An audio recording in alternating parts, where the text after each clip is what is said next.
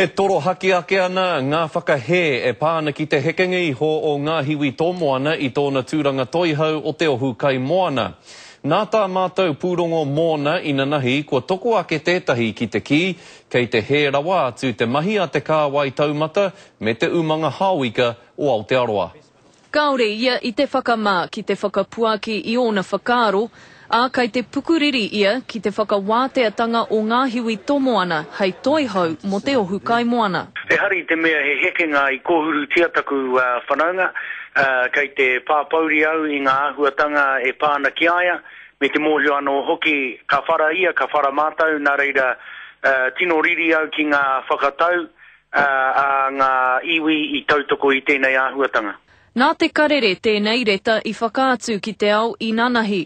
He mea tuhi e te poari o te umanga hauika o Aotearoa ki te ohu kai moana. I puta ko ngā wanga ki te kore whai ato moana I ngā tikanga pai hei heamana mo te kōmihana.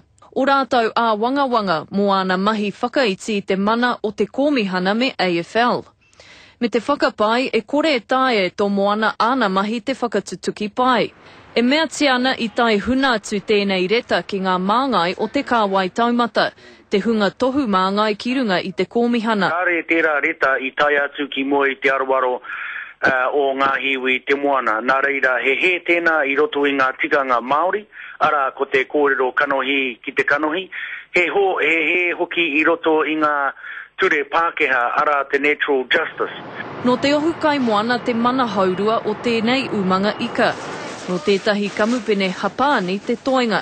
Ko te hiahia o AFL, ko te hoko I tētahi wahanga, ko tahirau 30 miliona tāra te utu.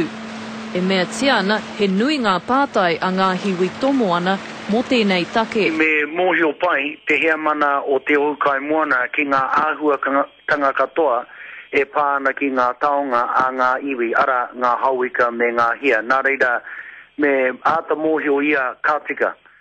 Ki te kore rata te hea mana ki ngā huatanga, mana tonu e kōrero ki ngā kaitiaki o te taonga otira ki ngā iwi. Mā te ture whakahaere rawa ngā mahi a te hea mana e arataki. Kai raro hoki a AFL, I aua ture whakahaere.